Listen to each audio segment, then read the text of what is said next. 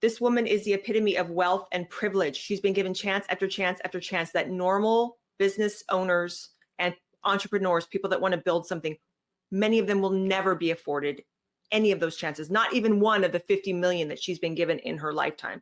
And did you notice how she said that Netflix has partnered with shows and producers of shows that were already popular, like say the Stranger Things or the Bridgerton. So it was an idea that was already kind of in the public's consciousness that they could take and they could market. Whereas hers, like she hadn't built it yet. And I'm thinking to myself, that makes it even worse. That makes it even worse. That makes it so that you should account for yourself and tell us if they're giving you chances like that. Even with that, why are you not performing? And she's not being honest. She hasn't told us how many units she sold. She's fascinated with the word SKU, but okay, give us more. Yeah, we all know you have SKUs, but how many units did you have to sell?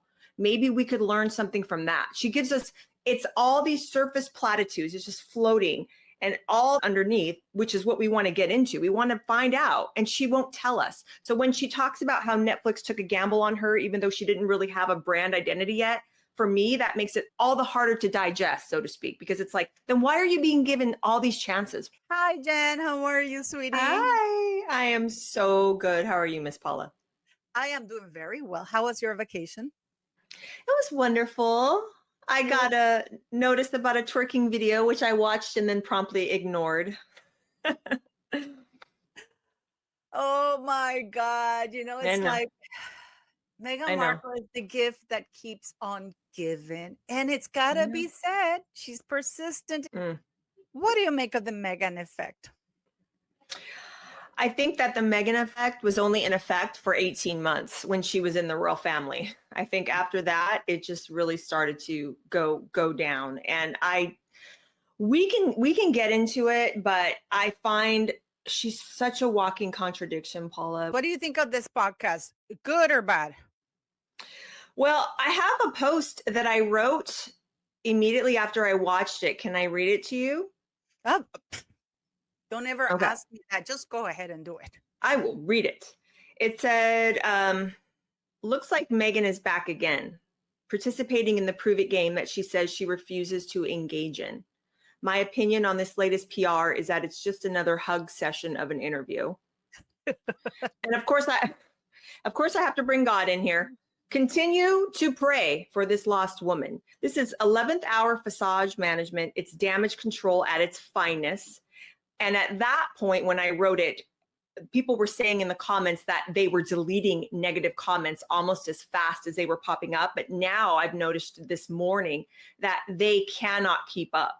And then I said, there is no self-introspection. There's no accountability from this woman. She continues to exist outside of the bounds of reality, right? She's displaying her failures and continuing disrespect of both their families as a win, which is truly disgusting. I don't buy it. She's lost the last bit of credibility she had. And now the image that she's promoting is some type of empowered, real, authentic entrepreneur. You'll notice in that interview, she used the word organic and entrepreneur probably 50 bajillion times. Yeah. And I said, her goal is simple now. Anyone who criticizes that video, anyone that criticizes it now is not a supporter of women, of mothers. They're just haters. And so I said, we're not stupid. We have ears, we have eyes, we have brains, we have hearts, we have souls. We watch this and we know something is wrong. We're not buying it. Something's very wrong here with this woman. Well, the takeaway that I got from that was that she's telling everybody, I just got started. Nobody can stop me. I love where I am. And there's a few telling moments that we're going to talk about because she has quite a few mask slips. And to me, this was a video, in spite of the fact that she's sitting there. Because why isn't she doing Oprah podcast? Why did she go to J. McKern Lima? She has to pay her dues. Because she's the Duchess. Why not start with Oprah? Because Oprah's not willing to sacrifice her credibility anymore. But publicly, Oprah's at least savvy enough to not want to have anything to do with her publicly or business wise. She doesn't want her on her podcast to taint her even more. And people are getting more and more fed up with people like Oprah. So let's, without further Oh, ado. Lord. I need some coffee for this. Hold on. Yeah. So there's so much to talk about today, and I am dying to get into this new brand launch. But before we get into that, I really want to understand where you got the entrepreneurial bug. Did you have, like business owners or founders in your family? Where does it come from? Oh goodness, my grandfather on my mom's side, he used to have an antique store, and I would always be oftentimes after school with him, helping with his antiques and watching. I would know. There was a show called Married with Children. Do you remember that Seen it? show? Yeah, absolutely. Yeah. So I grew up on the set of Married with Children every day after school for 10 years. I was there. Wow. I know. It's a very perverse place for a little girl who went to Catholic school, no less, to grow up, because I'm there in my school uniform, right? Yeah. I mean, and that's just the first lie. We're just getting off on the first thing. What I mean, Well, not only that, Paula, look at the woman in that video. That video is at least, 10 years old, if not a little bit more. She's a completely different person. Did you notice? The voice inflections, the way she's sitting, the way she's carrying herself. She's completely different. She's almost posing as if someone that wants to date this guy. I mean, to me, she came off as very, very flirtatious. Did you not notice that? oh yeah, and that's one of the things that she says in this podcast that she did, that she works the room, because you never know. In the podcast that she did with Emma, that is not you. When you go to audition, you're not auditioning for the role; you're working the room, which means that this is what she does. She doesn't have friendships; she has connections, and she does. And that's very telling of her, because her father no longer serves her. You can see how she discards people. And also the resentment that she is discarded. But it's very telling to me how she says that she works the room, because you never know when you're going to need that person.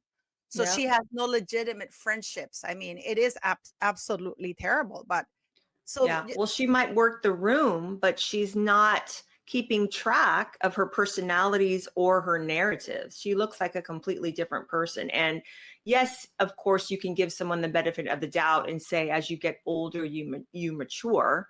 But she looks, it's shameless flirting. If you watch that whole interview, I mean, they talk about stuff like how she has a hairless body and he's touching her arm and she's draped all over the. And it's interesting because she says that she spent days with her grandfather, which is, she's making up the stories, because everybody knows that she grew up. She's been saying this up until 3 months ago, that she was like growing up on the TIG and different interviews everywhere. She's been saying. Now she said that she spent after school with her grandpa. No, her grandpa had the fair on the weekends, not every day. And the neighbors, I mean, like they said, Meghan who? Because they never saw her.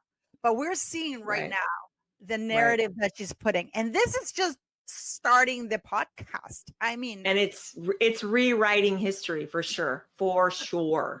And here's the thing, Paula, she can say whatever she wants, right? She can cherry pick any memory, anything. Did she probably see her grandfather? Sure, maybe a handful of times, who knows? But she cherry picks things, she presents them as fact, and she's never seen sitting down with someone who's going to ask her a real hard question that will make her explain herself, that will make her explain the contradiction after contradiction that we've been, subjected to over the years. So for her, it doesn't really matter that she's throwing out a half truth, a fib, a miss, whatever, because she's never going to be called out on it. I mean, yeah, we're going to sit here and talk about it and we're going to bring receipts, but she's never going to sit down with someone who's going to actually say, there's been several accounts of your childhood. Could you explain to us exactly how much time you spent with your mother versus your father? Because there's a lot of people that are talking about that. Is that something that you want to clarify? She'll never get asked a question like that. It's ridiculous. Well, no. And this interview, Emma Guerrero, whatever her name is, this was pre-approved. The questions were pre-approved, and she could not waver from the pre-approved questions. Yeah. Everything has to be vetted. Yep. Everything has to be vetted. And we can see sometimes when the mask slips, for Meghan Markle. There's a pre-approved correct question list. And you know that she rehearses because she always has her tells. She always kind of looks off, or she blinks rapidly, or she touches this, or she, she's always long, dramatic. So it's rehearsed. But I've often wondered what would happen. What would have stopped Emma from just asking whatever she wanted, just gone rogue, just a little bit? What is she going to do? Sue her? Give me a break. No, she would have. You know what? I don't think she would. I think she would just kind of probably get uncomfortable, or she would have walked out. You know that Fergie did that in an interview with 60 Minutes. Yeah, well, that's Fergie. Fergie has gumption. For Meghan is the same. This is a woman who's famously known for being a bully, and we're going to get into this. This is a woman who doesn't that's care. all off camera. On camera, she wants to appear cool and confident. She's a consummate professional. So I don't know. I often wonder that. Don't forget when she pushes Harry out of the way, when her mask slips, when she's angry, when she does that. This woman has no problem being, pushing Harry out of the way. I'm going in, or grabbing him, and, absolutely walking in front of the queen. And she knew the protocols for that, because they tell her before she goes out, they told her, you got to do this, you got to do that, and this is why. She knows. Yes. Well, their consumer products goods division has typically done lots of merchandise and bespoke and interesting brand work, but for pre-existing shows. Where things were different with me, of course, is that it wasn't a brand that was established. It was my ideation, and doing it with them.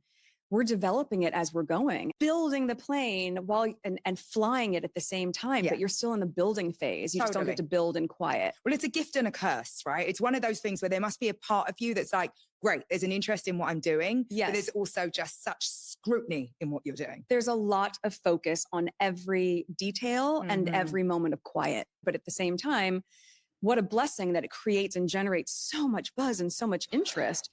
But I'm still never willing to sacrifice or compromise on the quality. That's how they do it. The problem with Meghan Markle is that she makes these big announcements, and then she doesn't follow through because she does it all ass backwards. Pardon my French, but it's all ass backwards. There's so much to unpack just in that clip, Paula. The first thing that came to my mind too, again, this woman is the epitome of wealth and privilege. She's been given chance after chance after chance that normal business owners and entrepreneurs, people that want to build something, many of them will never be afforded any of those chances, not even one of the 50 million that she's been given in her lifetime. And did you notice how she said that Netflix has usually in the past partnered with shows and producers of shows that were already popular, like say the Stranger Things or the Bridgerton. So it was an idea that was already kind of in the public's consciousness that they could take and they could market. Whereas hers, she hadn't built it yet. And I'm thinking to myself, that makes it even worse. That makes it even worse. That makes it so that you should account for yourself and tell us if they're giving you chances like that. Even with that, why are you not performing? And she's not being honest. She's not being honest. She hasn't told us how many units she sold. She's fascinated with the word SKU, but okay, give us more. Yeah, we all know you have SKUs, but how many units did you have to sell? Maybe we could learn something from that. She gives us, it's all these surface platitudes. It's just floating. And all the toxic waste is underneath, which is what we want to get into. We want to find out, and she won't tell us. So when she talks about how Netflix took a gamble on her, even though she didn't really have a brand identity yet, for me, that makes it all the more worse, all the harder to digest, so to speak, because it's like, then why are you being given all these chances? But it's very interesting and telling to me that she says somebody else's urgency, which means, and goes with everything I've been saying, that Netflix has been telling her, get your ass going, because she lied to them. She said to them that she had the brand trademark and she didn't, which is why Netflix announced that we're going to have these products, and it was going to be launched with the TV because they were supposed to have all these pots and pans and all kinds of cookery. And it was supposed to be American Riviera Orchard. Netflix did a very public announcement, and then to their embarrassment, and then it was changed to As Ever because As Ever is still not registered. To me, that felt all very last minute scrambling. That was Netflix telling her around the time that show debuted, look, we already postponed it, from January to March because of the LA fires, remember? So they were telling her, you better get on this. No, What's that? that was the excuse that was given, because if that had been true, Oh, then sure. Netflix would have postponed each and every show there was out of Sure. respect for Los Angeles fires. Sure. You know, But yeah, meaning however it was postponed, it was. So they're like, look, you better get something out, and you better get something out now. So yeah, I do agree with you that that's her little way of clapping back. I mean, she's going to clap back at anybody. It doesn't matter. She'll clap back at the Royals. She'll clap back at Netflix. She'll clap back at Spotify, anyone that has any, and it's always seen as hate. It's never seen as constructive criticism. She can never humble herself enough to sit and say, you know what? Because remember, only 1% is brought to her. Well, if only 1% is brought to her, then why are you clapping back at every single thing that's being said about you? But she can never humble herself in that moment to say, you know what, that actually does make sense. And let's talk about why I didn't make the best choice in that instance. You will never hear anything like that from her. And that's why she's not relatable, Paula. She's not relatable. A normal person, like, for example, you, like if you're on your show and you say something and you find out later that it's incorrect, you immediately go on. Yeah, you immediately go on and correct yourself, because that's what normal people do. We want to have, we want to have rapport.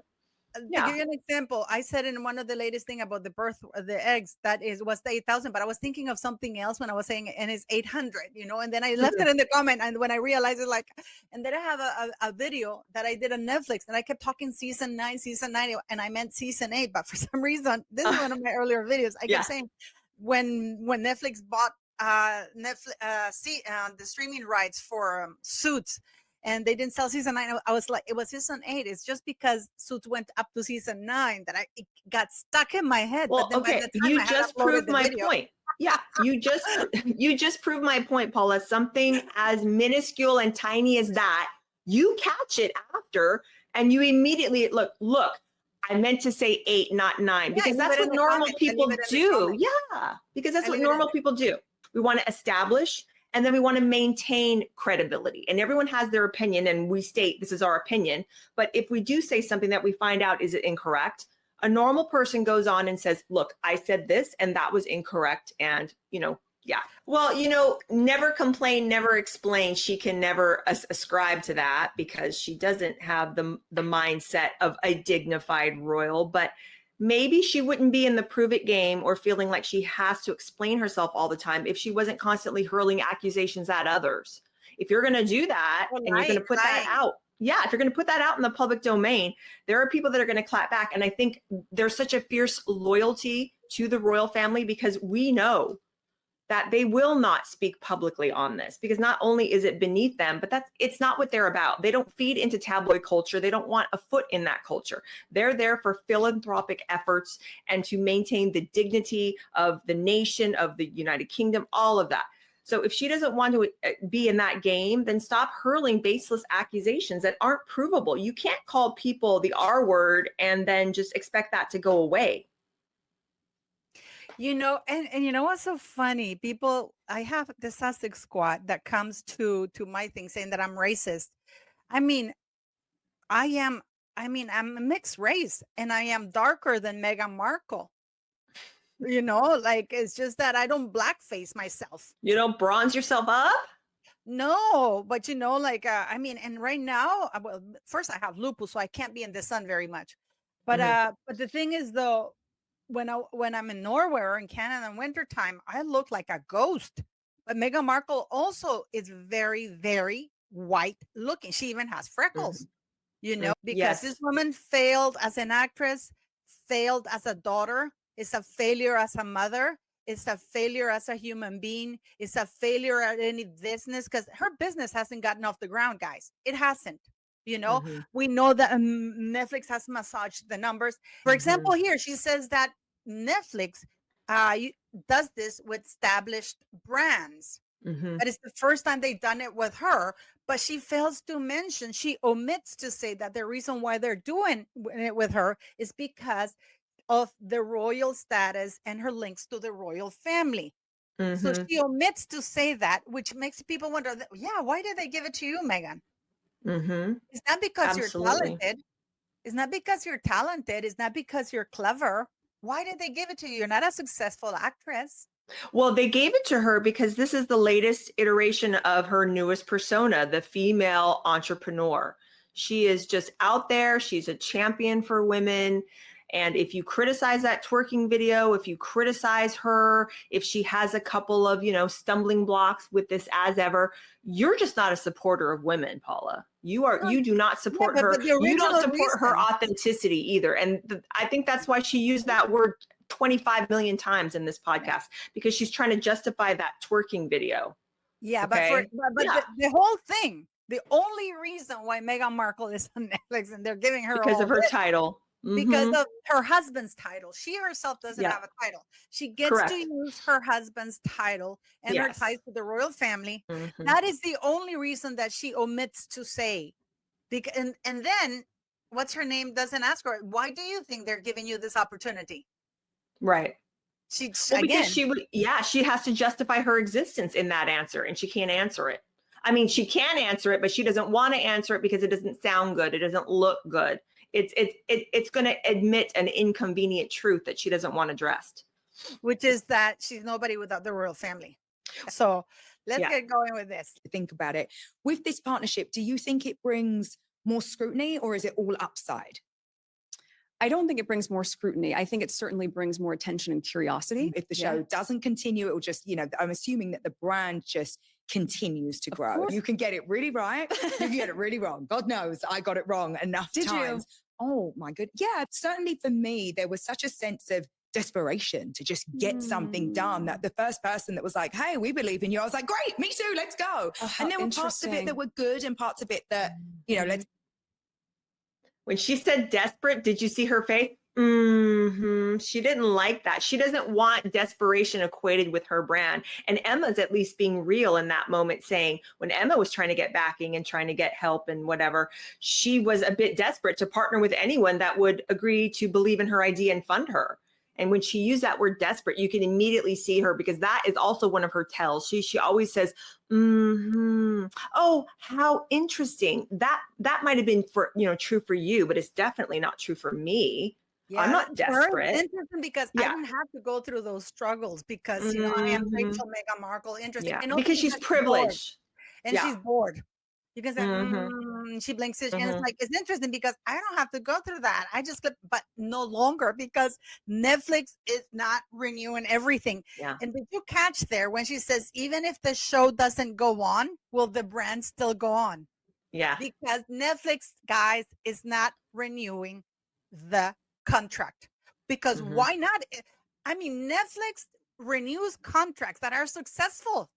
Yes. So if it is as successful as Meghan Markle says it is, why wouldn't Netflix renew a gold mine? Yes. The rock star. By the way, I want to clarify something. Ted Sarandos never said that she was a rock star. It was sources saying that is Rachel Meghan Markle. But what did you catch that? But even if the show doesn't continue, why wouldn't a successful show continue? That's what they do. I mean, look at Squid Game. They bought it very cheap, and then this is one of the cases. They bought it very cheap, and then they're really regretting. And the people who sold it, who didn't think it was going to be so huge, and then there was a huge problem about it, because then when they wanted to renegotiate Squid 2, I think it was one of the biggest ones. You want to keep your talent happy. Here it is. You want to capitalize on success, ongoing success. Absolutely. Yeah. But did you see that? Yeah. So why would she be successful? Why would she be successful? Remember how you were driving home the point that it's her timeline. She's not going to be rushed by anybody, not even Netflix. So if that's the case, why was there such a mad rush on all fronts? The podcast, as ever, with Love Meghan. Why didn't she take it slow? Why didn't she really, really produce a show with Netflix that would really offer the audience something beyond rebagging pretzels and making burn your skin off bath salts, right? We all know about the bath salt debacle. Let's face it, Paula, the way that she acts as a duchess. I mean, you and I might as well be one too. Everyone can be a duchess, right? Anyone with a phone that can film themselves twerking can all be a duchess. Absolutely. Absolutely. Yeah. You're launching a brand with your content partner. So I wonder, how are you working together? We've been in partnership with Netflix for 5 years already. My husband and I. So there's familiarity and there's comfort. These are relationships and friendships now. It's still the same group. If I love having a friendship and a nice rapport with Bella Bajaria, has been such a champion of both the series and of this brand. And it was only from me sending her fruit baskets and jams and whatnot that she said, this is a show. This is good you stuff. have to do a show. They understand that this is my vision. Mm-hmm. It's my vision. And also the success of the brand, I believe, is rooted in the fact that you can feel when I am involved in something. They trust my final judgment. I love being part of the creative process. It's important to me. It's also where I find a lot of joy. So the analogy I say is don't bake the cake without me. And there's an entire team that can help put that cake in the oven, but I want to check it before it goes in the oven. I love the details of things. And I think that's where a lot of the magic comes in. So in partnership, while we are every day in the weeds of minutia from packaging and unboxing to the language on a newsletter, which yes, I'm one of the people who's looking at all of that. It's just a constant dance. I'm very involved in that part. And at the same time, we're still a startup. Yeah. You're still a startup. We're a startup. I have a migraine. It is actually a nightmare, this woman, because she's basically saying that she said, first of all, that it's in the contract that she has the final say. Did you hear that? Mm-hmm. Now, if Netflix is her partner, why isn't Netflix on the As Ever website? Or why isn't Meghan in the As Ever website of Netflix? So it's not as involved as she's trying to make it seem to get herself clout. That's that's what I take from it. And the fact that she says that in one-on-one interaction in her website, she doesn't even have customer service. She says, go to Snow Commerce if you want to complain. People are not getting their things. I mean, what do you make of that? Well, even when you go on her frequently asked questions section of the website, they don't do anything. They don't offer gift cards. They don't offer gift messages when you make a purchase. It's like, oh, sorry, we don't do that at this time. Sorry, we don't do that. I mean, how hard is it to issue gift cards to people? It's probably not that difficult. Gift cards are usually delivered via email to the recipient. How hard is that? How hard is that to get some kind of software that does that? But she really needs to rethink about how she's positioning herself in this genre. She is not a normal business entrepreneur. She is privileged. She is wealthy. She is using her husband's title.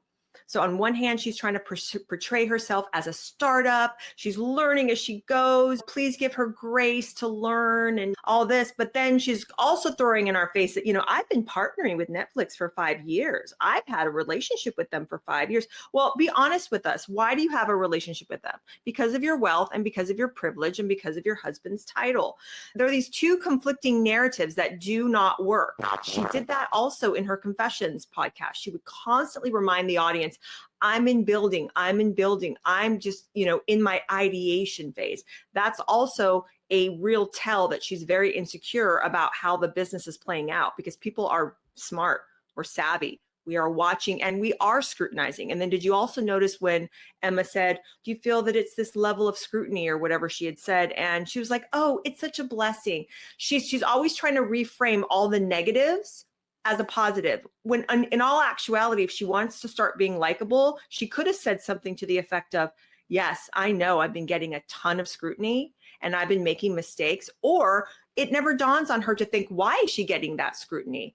Maybe people have valid points about everything that they're witnessing play out. This doesn't seem like she has a serious business here. It seems like she's just playing with her husband's money and she's just trying to amuse herself. I have no idea what she's trying to accomplish. I mean, she says later that she wants to build a legacy brand.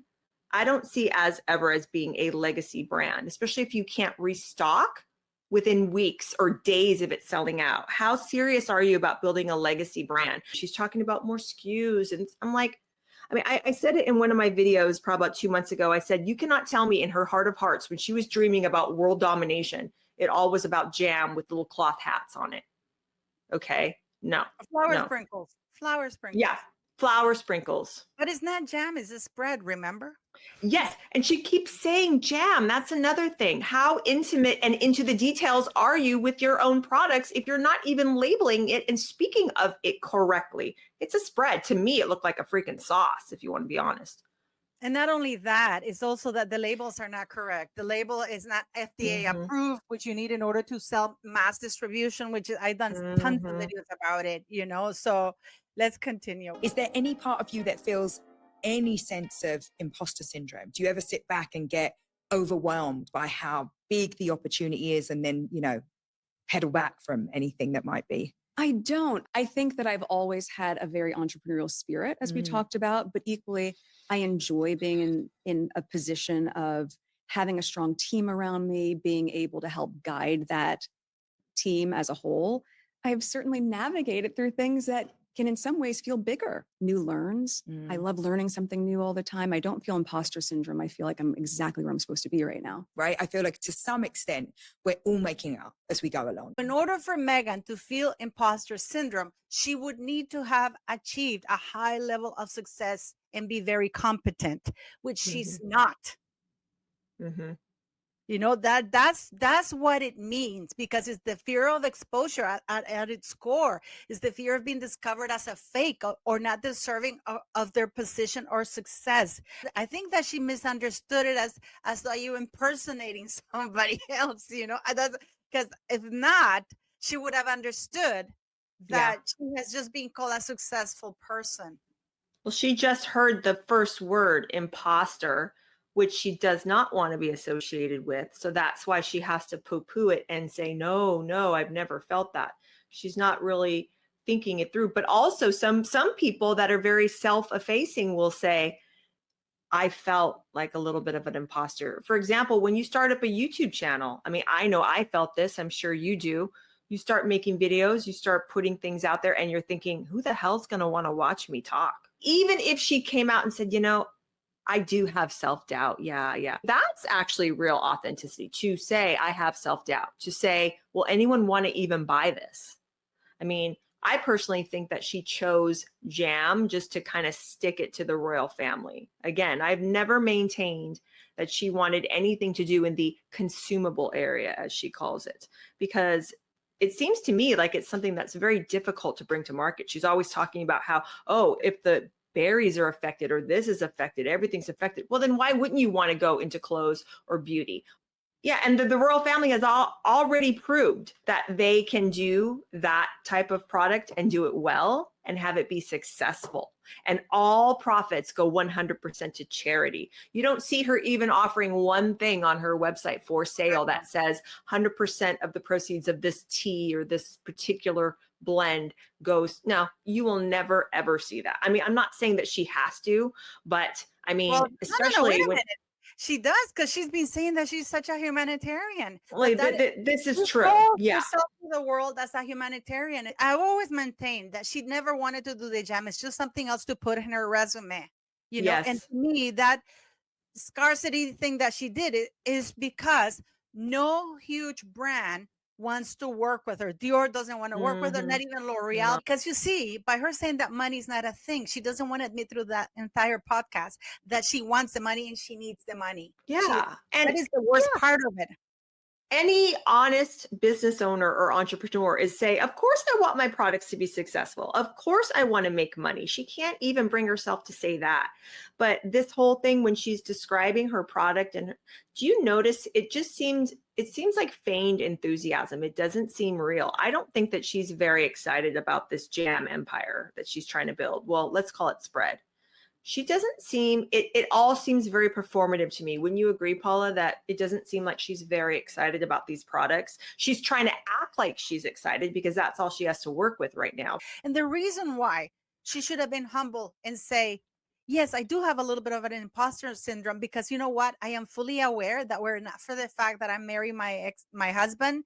And she could have been humble and admit that, but she couldn't even admit that. She Absolutely. She definitely could have said that.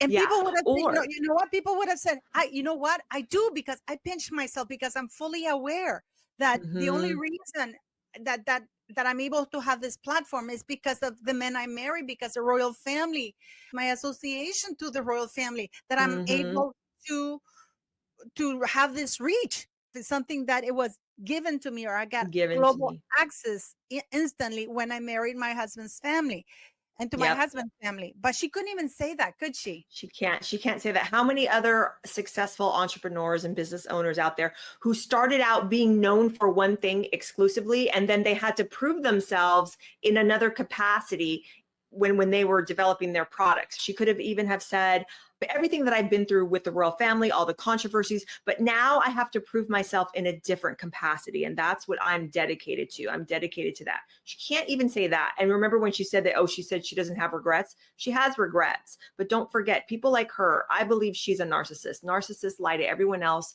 but the person that they lie to most is themselves. They are trying to nurture and protect this false, cracked self-image that they have. That's why they're constantly projecting. That's why they constantly have to maintain these facades. That's why they get so angry when people criticize them. It's because it's attacking their own cracked and already fragile sense of self-worth.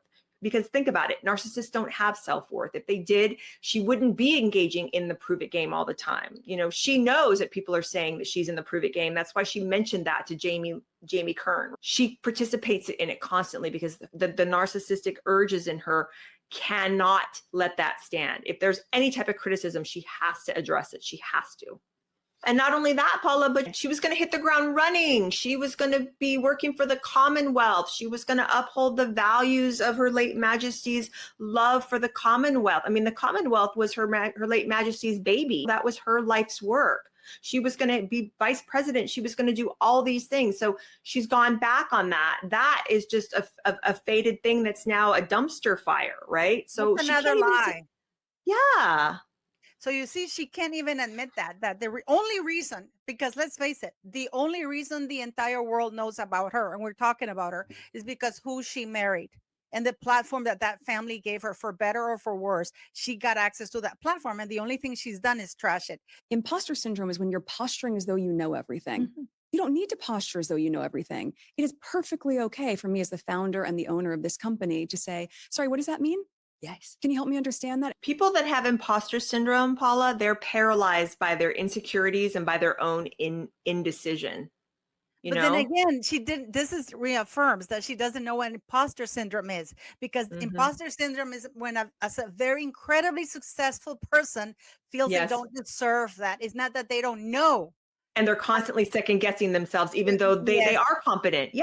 Yeah. The whole idea of him, and this is even her ignorance is showing, because she's saying that imposter syndrome is when you're afraid to say you don't know. No, imposter syndrome literally means that you are an incredibly, let's say Bill Gates, let's say Jeff Bezos, let's say, well, I don't know, whoever it is, creative genius, who they feel that they don't deserve or that they're not doing it well enough.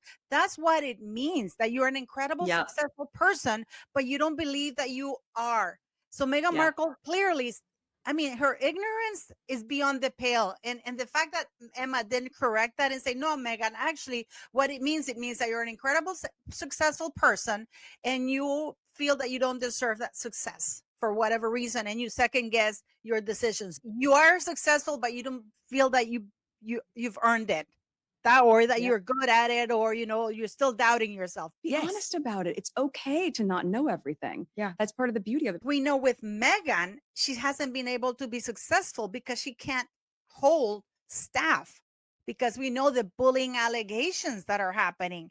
What do you think? Do you have the latest count, Paula, how many team members she's lost? Just in the last 2 years?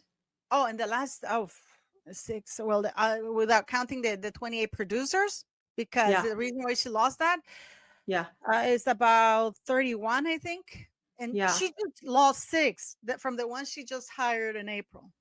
Well, how out of touch, though, even just listening to this, it's just your eyes are rolling in the back of your head. I mean, I read a little bit about Emma. She came from a little bit of money and she married into money, just like Meghan. These women that are putting on these entrepreneurial business / podcasts are so out of touch. I'm not learning anything from these people. Most people are never going to have a team behind them. She started with a team. She started with Netflix. She's so privileged, but she's constantly posturing as someone that's so down to earth and authentic. And, this is just her baby. That's a little pot that she's bubbling over in her stove. Like, which one are you, Meghan? I don't understand. I have a small and mighty team for my office. And then I think obviously our foundation is independent of that, but those are the same executive directors we've had for a very long time who run it beautifully. And then you look at with Netflix, they have an entire team that they've devoted to this project specifically, being As Ever. Separate team for With Love Meghan. That's a group of about 80 people. It's a lot of people. It's a lot of people. That's a lot of people. So there's a lot of different teams. And at the same time, my core team that sits around me for all of the projects is, very, very strong, savvy women. Okay. So she talks about her team. I mean, this is another big lie because, Emma asked her about her team. Do you have the same team? She just lied there because she has changed. There's such a high overturn of team. Netflix she said she had a foundation that's been with her for how long did she say? She has a foundation. Same people. No, it's not true. Her executive director, she called them. See, this is what I'm talking about. What is she talking about? Can you just talk like a normal person? Why don't you just say, I've got a secretary who's my right-hand person. I've got a PR. Like, stop. It's all surface level. I have executive directors. Well, yeah, guess what? I'm the executive director of my home, Paula. I run my home. I'm the executive director. I'm the executive director in my home school and in my home. I mean, talk like a normal person. What is that supposed to mean, Meghan? And what am I supposed to be learning from you right now? She said she had that team since the very beginning. You're absolutely right. She does not. How many people has she switched? And not only that, I mean, publicly Vanity Fair came out, and this is all a clapback because the clapback is coming. It's like, you don't have the same team. It's very public that the team has left. People, it's been even in TikTok. I remember one of the producers came out. She's the first one who exposed that Meghan wasn't even doing that. That she would give them the questions and then they would have to interview, and she would only be present for a certain interview. So, and she doesn't have the same team. She just 6 people walked out. It's a revolving door because people can't stand to work with her, even on Netflix. That the CEO, Greg Peters, does not want to meet with her. If she were working with Netflix, she would have a contract. And the contract has not been assigned because, as Ted Sarandos said, we're just a passive enterprise. And if she had a stable team that had been working with her from the beginning, that she could be honest with and they could be honest with her, we would be looking at a completely different public persona regarding this woman.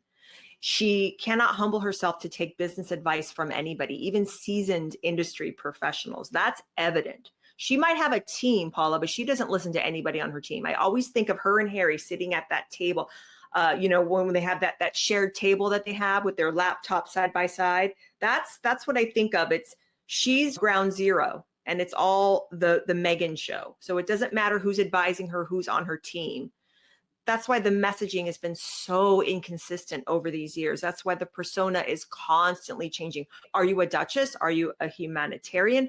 Are you a podcaster? Are you a lifestyle guru? Are you an investor in female-founded businesses? What are you? Well, nobody knows. Lie. I think that the reason why, first, because she's mediocre. She's not smart. She doesn't listen to anybody. And like she said, in the Netflix contract is written that she has the final say. Yes. But the thing is that big mistake. Big mistake. We go, but they no longer have a contract, because Netflix is a passive, so they don't care. This is why they don't even follow us ever. This is why they don't have their logo on her website. This is why they don't have her logo on their website. But they're just squeezing out what they can at this last 11th hour because we've wasted so much time and energy on this woman. We got to get something, But the biggest lie that the reason why she's laundering so much is because she doesn't want to admit. I mean, she's been introduced. How was she introduced? As Rachel Meghan Markle or Meghan Duchess of Sussex? Exactly. The Duchess of Sussex. So this is what her failure is. The fact that she doesn't want to admit or be grateful for the fact that it's that title that it's opening doors for her, which is why you see inconsistency. If she were to come out and say, I am fully aware that I'm not talented. I never succeeded as an actress. I am even bad at this because the jam is not really jamming, it's now a spread. But I am fully aware that the only reason and the only value I have to bring to the table is a royal title, which is, it's a branded itself, the title. People, she wouldn't have so many problems with identity, but the fact is that she in her arrogance, she refuses to admit that her only value, the only thing she has to bring to the table, and the only reason why certain people are still talking to her is because she still has that title. It's You've allowed to really use that hit it, title. Paula. You have really hit it. And building upon your great points just now, when have you ever heard her say, a title bestowed upon me by her wonderful, gracious late majesty, a trailblazer of a woman, beloved? Everybody loved the queen because she was out there doing her duty from day one. You remember that very famous speech she gave when she was in Africa? Her whole life, the whole of her life will be dedicated to service. She is the personification of dignity, grace, service. That was a title that was gifted to her. And it was only gifted to her because Well, Queen Elizabeth loved, yes, I was going to say, it was only gifted to her because Her Majesty loved Harry. And that was a woman that he chose. Okay, she was gonna do it. But when has she ever celebrated the queen and the queen's accomplishments? She's so into female empowerment. When have you ever heard her say anything nice or gracious about the queen? I've almost never heard. And remember how she always referred to her as Harry's grandmother? That really irked me. That is extremely disrespectful. But I find it very odd that you never hear her speaking of Her late majesty in any really great uplifting type of way. And that's curious considering that you named your daughter after a stolen nickname from her. Yeah, but the That thing is, doesn't make sense. like you said, like it is like if she were to say, you know what, I am fully aware that the only reason why I have this Mm-hmm. is because it's a royal title that my husband got It's or my true. connection Yeah. to the royal family. If she Yep. were to own that up and admit that her brand is that title, she doesn't want to recognize that she's married to Harry as though that is her title in her own right. Mm-hmm. You see, because Mm-hmm. if you put the Duchess of Sussex, then that means that she's married to Harry. So that's why she dropped the, because it's me, it's my. So this is why she's Mm-hmm. failing so badly, because of her failure to say thank you. And I do understand that people want to be associated with me because of the royal title, because of the ties that still has with the royal family, which is the most powerful Yes. family. She doesn't want to admit that, because then that Yes. is not an accomplishment of her. That is an admission that she's a nobody without it. Mm-hmm. And constantly, every waking hour, trashing the institution that she's still desperately trying to cling to because it's the only thing that gives her relevance. But you basically sold out gosh. of everything in about 45 minutes. I mean, it comes with a lot, right? That comes with this, of course, you end up kind of fueling that idea of scarcity in your business, which is a great thing. It's never terrible to disappoint customers, but there's the flip side of it. And how did you feel when was it planned? I mean, did you plan to actually? No, Oh, no. okay. It was a beautiful surprise. I had a feeling there would be a lot of interest. Mhm. And we planned for that. We didn't plan for everything selling out in under an hour. And so watching those metrics happen in real time, getting texts from my friends saying, it's already sold out. Because I'm business minded, I'm immediately going, okay, well, this is going to be a big pivot. Now Mhm. what? Because I knew that I had a decision to make, which came down to what is our timeline to be able to restock these products that we had? Well, we can restock what we had at those same quantities, but then I'll have another sellout. Mhm. And I don't want that for people. I think scarcity is great if it happens organically at the onset. But at a certain point, even being consumer minded, I would be fatigued if that kept happening. Yes. And have the quality meet the quantity, which was very key.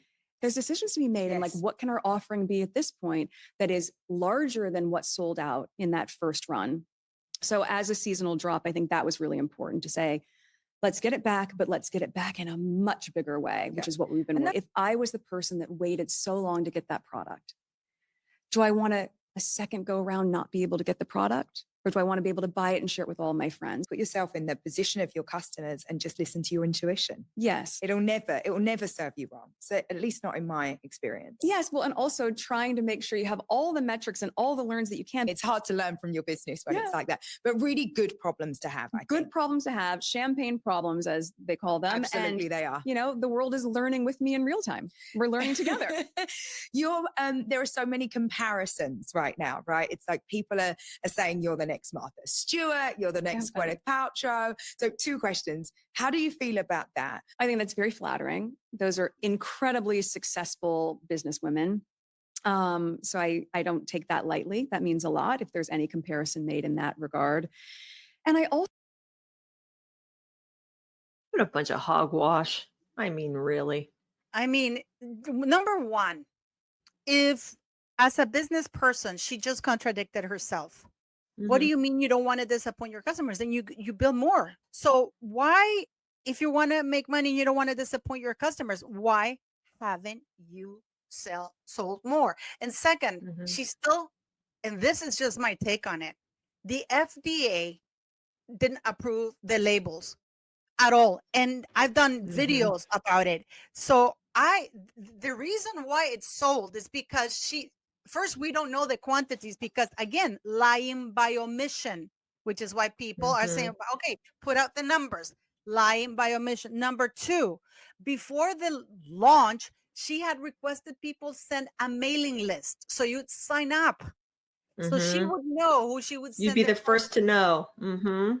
not only that, she had made agreements with people that I'm going to send you the things. So didn't she post a video showing a bunch of jars and everything? All you have to do is Mhm. restock again. And if you keep selling Mhm. out, if you're a savvy person, okay, this is what happened, then I'm going to keep selling. Why isn't she selling it with Target or with anybody else? She has Why? an uncanny ability, though. She frames negatives as positives and But it's positives not. as negatives. It's But really it's weird. not. What entrepreneur? Yeah, but what entrepreneur isn't going to be over the moon that they sold out? She can't even admit that to the audience. She can't even say, "I was thrilled it sold out. Now I'm going to do my damnedest to get it back into stock as soon as I possibly can." And I don't really believe that there's a big segment of the population out there clamoring for her spread. I really don't.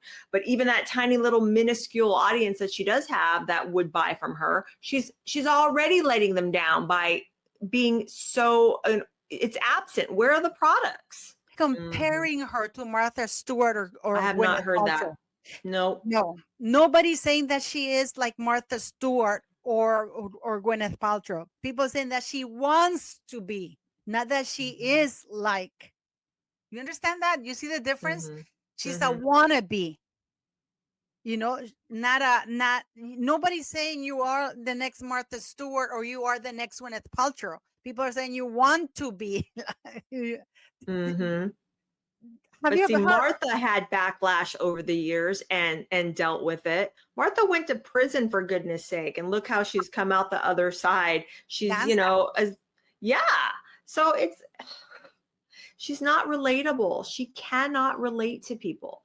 She speaks in this weird, nonsensical salad mishmash of a mess. Just be honest. Just be real. Just tell us, because we're dying to know, why didn't you have stock almost immediately? Why are you framing a sellout as something that's negative and something that she didn't? It's so weird to me. How many do you think there were, Paula? I think it was under 100 personally. That's my opinion. Yeah, I think it was around that because not very many people. I think it was the influencers. Some YouTubers got it, which is very odd. Mm-hmm. Some people to the Daily Mail, if you look at it, it's influencers and Mm-hmm. press people and YouTubers, but not really very many people No. have gotten it because the people have gotten letters apologizing that the product, where is the honey? Now, I why can, wouldn't you promptly refund? Why are you saying hold your breath while I send you something? How is that lawful? that's illegal. And people, Yeah. I'm shocked that people are not suing her. And this is again the empowerment that she feels because she's not being held accountable. Yeah. Well, You all know, people have to do is get in contact with their credit card company and start a merchant dispute and say this merchant did not deliver goods. And you can provide whatever supplement documents that the credit card companies want. But I'm sure that if people went and complained and started a merchant dispute with their credit card company, that the credit card would rule for the cardholder and get that money credited back. So I knew that I wanted things to be reflected in the same way that I put an outfit together for years, high low. I knew I wanted this brand to be masstige, and to come out of the gate with something luxury didn't make sense to me. Mhm. So the price point itself, with nearly everything being under $20, was key. I think that's a differentiator. Never sacrificing on quality, being engaging in a customer service. When you think about the failure rate for first-time entrepreneurs, does that ever concern you? Have you even let your mind go there? I do not think about failing. No. You're not scared of failing. is anything actually a failure ultimately? Because you're going to learn from it no matter what happens. But no, I feel confident in what I've been dreaming up for so long. I feel confident in the partner that I have. And I feel really proud of the team that I have. So that's not an option. It's not an option. Like, I'm always scared when I start something, but nobody's even watching me. I'm not saying that there aren't moments where I don't feel scared. Mm-hmm. Of course you do. But as I've continued to say to myself, and whatever I'm going through, my faith is greater than my fear. I believe in myself.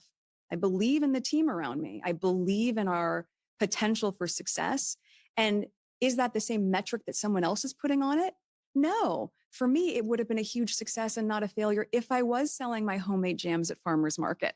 But no, I don't see the possibility of failure. So for Meghan, she's saying failure is not an option because for her, she feels comfortable saying failure is not an option. Anybody, when you have a business person, you always worry about failure. If this is going to be, when my videos don't do well, I'm like, why? I worked so hard on this video and it's a really good video and nobody watch it. And for her, when she's saying I can't fail, it's basically she's terrified of failure. Because how can you not be? And then she's saying the metrics of what success look for others is not the same for me. No, success is success, buddy. If you're successful, it shows. But when she says that, do you think you'll ever have to go out and raise capital? Yes. And you know why? Because the one who's financing all of this is Harry. It's not Netflix. Netflix has not put one dime into them. They're a passive. Ted Sarandos already said we're a passive partner. And she says, I have this wonderful partner and team. No, you don't have a team. Your team keeps quitting on you.